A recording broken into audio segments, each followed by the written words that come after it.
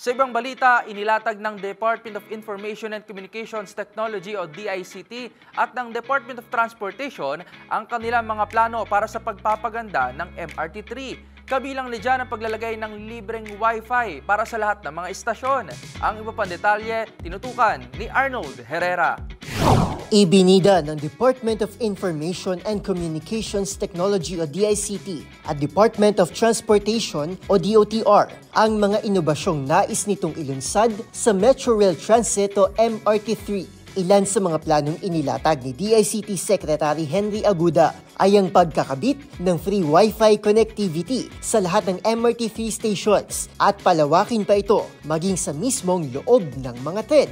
Ayon kay Aguda, mainam na pampag-good vibes ito para sa mga biyahero. Sa ngayon ay nakikipag-ugnayan na ang DICT sa mga major telecom provider hinggil dito. Tiniyak ni Aguda na mararamdaman na ng publiko ang initial improvements sa MRT3 sa mga susunod na buwan. Patuloy din ang kolaborasyon ng DICT at DOTR para sa target itong paglulunsad ng contactless fare payments at AI-powered security screening systems para sa mas episyenteng commuter experience. Sinabi naman ni Aguda na bagamat sisimulan nila ang rollout ng mga ito sa MRT3 ay palalawakin din ang mga naturang digital transformation sa LRT1 at sa LRT2.